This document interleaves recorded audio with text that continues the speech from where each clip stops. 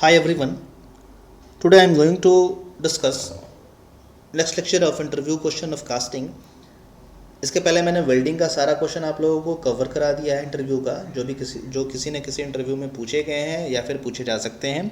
तो काफ़ी important lectures हैं, वो सब आप लोग उसको देख लीजिएगा। उसका एक प्लेलिस्ट प्रोवाइड कर दिया गया है। हम लोग कास्टिंग का सेकंड लेक्चर स्टार्ट करने वाले हैं। तो इसका फर्स्ट लेक्चर जो लोग नहीं देखे हैं उसको देख लीजिएगा, और इसका पीडीएफ आपको वीडियो के डिस्क्रिप्शन में प्रोवाइड कर दिया जाएगा। उसको आप लोग जाकर डाउनलोड कर लीजिएगा और स्टडी कर लीजिएगा, या फिर रिवीजन कर सकते हैं, जिसमें सारा क्वेश्चन और आंसर आपको प्रोवाइड रहेगा, जिससे कि आप लोग रिवीजन करने में आप लोगों को ज़्यादा टाइम नहीं लगेगा। बिकॉज लेक्चर्स बार बार देखना पॉसिबल नहीं होता है। 1 से 2 बार लेक्चर्स देखकर समझ लीजिएगा, और रिवीजन पर्पज़ के लिए आप लोग पीडीएफ डाउनलोड कर लीजिएगा। तो फर्स्ट क्वेश्चन देख लेते हैं, how to increase strength of casting. Casting जो सैंड होता है, यहाँ पर कास्टिंग सैंड होगा। कास्टिंग सैंड का हम लोग स्ट्रेंथ बढ़ाने के लिए क्या हम लोग यूज़ कर सकते हैं, वो यहाँ पर पूछ रहा है।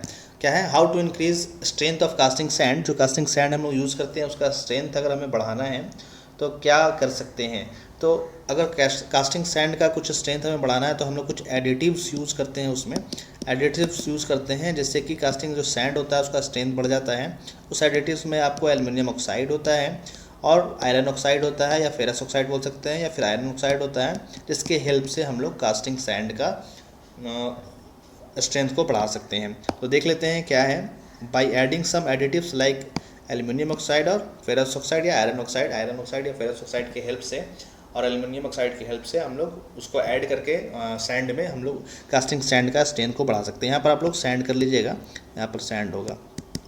नेक्स्ट क्वेश्चन देख लेते हैं, व्हाट इज़ रैमिंग। रैमिंग क्या होता है। रैमिंग एक तरह का प्रोसेस होता है, कॉम्पैक्शन या कॉम्पैक्टिंग प्रोसेस होता है। With the help of tool की हेल्प से हम लोग उसको जो भी सैंड होता है वहाँ पर सैंड को हम लोग कॉम्पैक्ट करते हैं टूल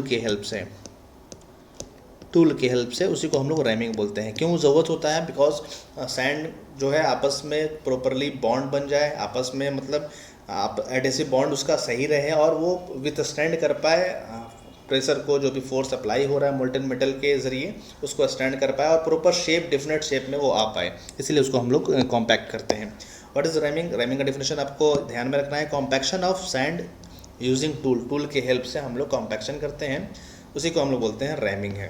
नेक्स्ट क्वेश्चन देख लेते हैं,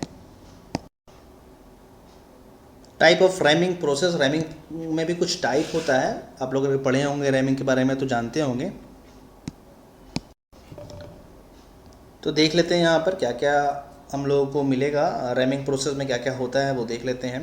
तो सबसे पहले एक स्क्वीजिंग होता है, उसके बाद जोल्टिंग होता है और सैंड सिलिंजर होता है। तो ये आप लोगों को आई थिंक ऑलरेडी पता होगा, नहीं पता है तो इसको मेमोराइज़ कर लीजिए। इसमें भी कुछ कुछ टर्म आता है कि स्क्वीजिंग में क्या होता है, जोल्टिंग में क्या होता है, सैंड सिलिंजर में क्या होता है। तो ये सब जो है वो रैमिंग प्रोसेस है, अलग अलग हमें वहाँ पर यूनिफॉर्म किसी में रैमिंग मिलता है, किसी में जोल्टिंग में क्या होता है कि पैटर्न फेस पर जो होता है वो हार्ड मिलता है। स्क्वीजिंग में जो होता है पैटर्न फेस की तरफ जो सैंड होता है वहाँ पर सॉफ्ट रहता है। तो ये डिफरेंट प्रोसेस है, इसका थोड़ा सा डिटेल आप लोग अगर देखना चाहें तो देख लीजिएगा, अदरवाइज़ मैं आगे आप लोगों को 1 बाय 1 करवाऊँगा। फिलहाल हम लोग रैमिंग प्रोसेस का टाइप देख लेते हैं। अब देख लेते हैं what is the use of getting system. जो गेटिंग सिस्टम हम लोग यूज़ करते हैं कास्टिंग में, उसका यूज़ क्या है, क्यों यूज़ करते हैं। तो गेटिंग सिस्टम जो होता है प्रॉपरली मोल्टन मेटल जो होता है उसको प्रॉपरली ये मोल्ड कैविटी में हम लोगों को पहुंचाने का काम करता है, कि जो मोल्टन मेटल है वो प्रॉपरली मोल्ड कैविटी में रीच हो जाए, पहुंच जाए, कोई भी टर्बुलेंस ना हो वहाँ पर, कोई भी एयर एस्पिरेशन नहीं हो, डिफरेंट प्रॉब्लम वहाँ पर क्रिएट होता है, स्प्लशिंग होता है, तो वो सब चीज़ें ना हो और ईजिली वहाँ पर पहुँच जाए, लॉसेस नहीं हो, हमारा डिस्चार्ज प्रॉपरली हो, इसके लिए हम लोग वहाँ पर करते हैं। तो gating system is use to supply molten metal properly into mould cavity. Mould cavity में मोल्टन मेटल को सप्लाई करने के लिए, प्रॉपरली सप्लाई करने के लिए यूज़ करते हैं गेटिंग सिस्टम। अब है नेक्स्ट क्वेश्चन की गेटिंग सिस्टम अगर हम लोग यूज़ कर रहे हैं तो उसमें क्या क्या एलिमेंट्स होते हैं। तो ऑलरेडी आप लोग पढ़े होंगे गेटिंग सिस्टम जो होता है उसमें क्या क्या एलिमेंट होते हैं। तो एलिमेंट आपको सबसे पहले ऊपर में पोरिंग बेसिन दिखता होगा, एक बेसिन टाइप कैसे करके दिखता है पोरिंग बेसिन, जिसमें हम लोग मोल्टन मेटल को पोर करते हैं। उसके बाद एक स्प्रू दिखता होगा, तो आप लोगों को नेक्स्ट एलिमेंट क्या हो गया, स्प्रू हो गया। स्प्रू के बाद यहाँ पर थोड़ा सा स्क्रू वेल होता है, उसके बाद फिर रनर होता है, रनर हम लोग यूज़ करते हैं। रनर के बाद फिर वहाँ पर गेटिंग इनगेट होता है, जिसके थ्रू जो होता है मोल्ड कैविटी में मोल्टन मेटल चला जाता है, सप्लाई हो जाता है। तो डिफरेंट एलिमेंट्स क्या क्या हो गया, सबसे पहले आप लोग ध्यान रखिएगा, पोरिंग बेसिन होता है, उसके बाद स्क्रू होता है, फिर रनर होता है, रनर के बाद इनगेट होता है या इसको गेट भी बोलते हैं। इनगेट या गेट, कहीं कहीं गेट भी बोला जाता है, कहीं कहीं इनगेट भी। तो जनरली इनगेट आप लोग सुनते होंगे, ingot, runner, screw, pouring basin, mainly यही एलिमेंट्स है गेटिंग सिस्टम का। तो ये एलिमेंट्स ध्यान में रखना, ये भी इंपॉर्टेंट है। यहाँ पर एक कन्फ्यूज़न क्या होता है कि इंटरव्यूअर ये क्वेश्चन पूछ देता है कि राइज़र जो होता है वो गेटिंग सिस्टम का एलिमेंट है या नहीं है। तो राइज़र जो है वो गेटिंग सिस्टम का एलिमेंट नहीं है। राइज़र जो है वो हम लोग सिर्फ कंपनसेशन के लिए अलग से प्रोवाइड करते हैं। तो मेन एलिमेंट कौन कौन सा हो गया, मेनली यही है। राइज़र जो है वो गेटिंग सिस्टम का एलिमेंट नहीं है, आपको ध्यान रखना है। क्वेश्चन नंबर 6 है, why is ingate provided. Ingate क्यों हम लोग प्रोवाइड करते हैं। तो इनगेट जो हम लोग प्रोवाइड करते हैं कि मोल्टन मेटल जो हो वो स्मूथली मोल्ड कैविटी में इन कर जाए। बिकॉज इनगेट जो होता है वो मोल्ड कैविटी के जस्ट पहले होता है। तो smooth flow of molten metal के लिए हम लोग इनगेट को प्रोवाइड करते हैं। इनगेट को किस लिए प्रोवाइड करते हैं, smooth flow of molten metal.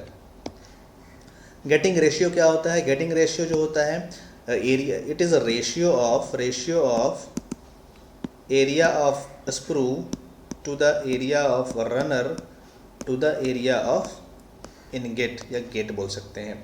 तो क्या होता है, रेशियो ऑफ स्क्रू, जो स्क्रू का लोअर पोर्शन है उसका जो लोअर पोर्शन यहाँ पर आता है उसका area divided by area of runner divided by area of ingate, उसी को हम लोग बोलते हैं गेटिंग रेशियो है। Ratio of area of screw to the area of, यहाँ पर ऑफ हो जाएगा, एरिया ऑफ, इसको और हो गया area of runner to the area of gate. तो देख लेते हैं इसको कैसे हम लोग रिप्रेजेंट करते हैं। A S is to A R is to A G, उसका रेशियो होता है।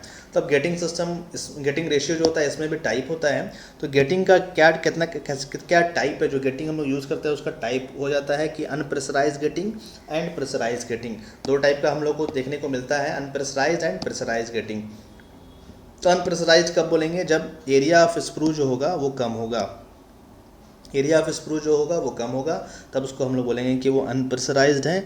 और एरिया ऑफ इनगेट जब कम होगा, एरिया ऑफ इनगेट या एरिया ऑफ गेट जब कम होगा, बिकॉज रेशियो देख रहे हैं यहाँ पर 1 आ रहा है, यहाँ पर 3 आ रहा है, इसका मतलब एरिया ऑफ गेट या एरिया ऑफ इनगेट जो है वो कम है, तो इसका मतलब वो प्रेशराइज्ड है। और अनप्रेशराइज कब होता है, जब एरिया ऑफ स्क्रू जो होगा वो कम होगा, देख रहे होंगे यहाँ पर 1 हो गया।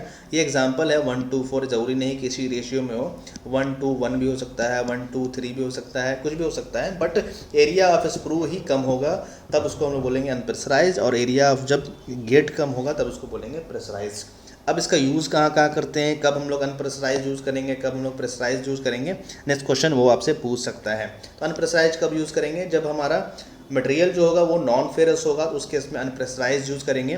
बिकॉज अगर हम लोग नॉन फेरस को यूज़ कर लेंगे प्रेशराइज्ड में, तो वहाँ पर टर्बुलेंस और स्प्लैशिंग होने का चांसेस ज़्यादा होगा। तो नॉन फेरस है तो वहाँ पर ऑक्साइड बनने का चांसेस ज़्यादा होगा, तो वहाँ पर प्रॉब्लम क्रिएट होगा। इसलिए हम लोग यहाँ पर जो अनप्रेशराइज्ड जो गेटिंग सिस्टम होता है, यहाँ पर टर्बुलेंस जो होता है वो कम होता है, टर्बुलेंस जो होता है इसमें लेस होता है, लेस होने की वजह से यहाँ पर नॉन फेरस मटेरियल जो होता है वो अनप्रेशराइज गेटिंग में यूज़ करते हैं। मतलब एरिया ऑफ स्क्रू जो जब होगा कम होगा, मतलब इसका रेशियो जब देखेंगे तो इसका वैल्यू 1 के बराबर होगा, तब उस केस में हम लोग देख लेंगे कि वो नॉन फेरस मटेरियल के लिए यूज़ करेंगे अनप्रेशराइज। और यहाँ पर क्या प्रॉब्लम हो सकता है, यहाँ पर एयर एस्पिरेशन इफेक्ट हो सकता है, एयर का एस्पिरेशन, बिकॉज यहाँ पर स्क्रू का एरिया कम है, स्क्रू का लोअर पोर्शन का, जिससे कि वेलोसिटी ज़्यादा होगा, तो वहाँ पर एयर एस्पिरेशन इफेक्ट हो सकता है। तो पॉसिबिलिटी ऑफ एयर एस्पिरेशन ये ध्यान में रखना है। ये पूछ देता है कि अनप्रेशराइज्ड में या प्रेशराइज्ड में किस में एयर एस्पिरेशन इफेक्ट होने के चांसेस ज़्यादा है, तो आपको ध्यान में रखना है कि अनप्रेशराइज्ड में। क्वेश्चन नंबर 10 देख लेते हैं, ये लास्ट क्वेश्चन है इस लेक्चर का।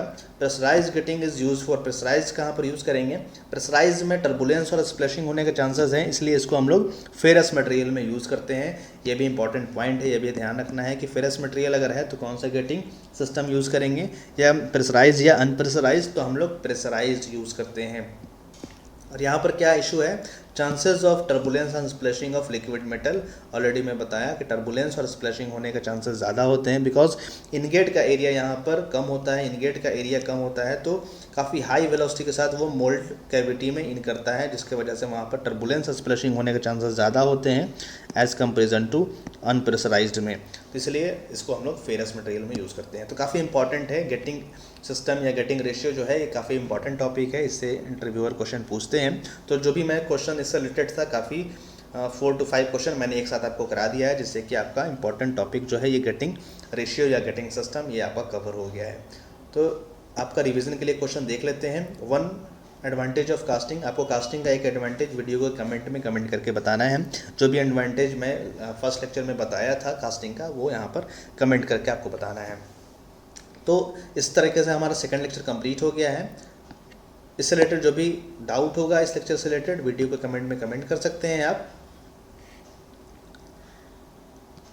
टेलीग्राम चैनल का लिंक वीडियो का डिस्क्रिप्शन में प्रोवाइडेड है, वहाँ पर भी आप लिंक ज्वाइन कर सकते हैं लिंक पर क्लिक करके, या फिर फेसबुक पेज का भी लिंक है, वहाँ पर भी आप ज्वाइन कर सकते हैं। जो भी डाउट होगा आप कमेंट करके पूछ सकते हैं। पीडीएफ भी आपको प्रोवाइड कर दिया गया है वीडियो के डिस्क्रिप्शन में, आप लोग चाहें तो वहाँ से डाउनलोड कर लेंगे। कास्टिंग का जो भी इंपॉर्टेंट क्वेश्चन मैं करा रहा हूँ उसका क्वेश्चन और आंसर दोनों वहाँ पर अवेलेबल होगा, जो कि आपको रिवीजन के लिए काफ़ी इंपॉर्टेंट हो जाएगा। काफ़ी कम टाइम में आप लोग रिवीजन कर सकते हैं। तो वीडियो को यहीं पर स्टॉप करते हैं। वीडियो को देखने के लिए थैंक यू सो मच। देखने के बाद लाइक और शेयर ज़रूर कीजिएगा, और चैनल को सब्सक्राइब नहीं किए तो सब्सक्राइब भी कर दीजिएगा। Thank you so much.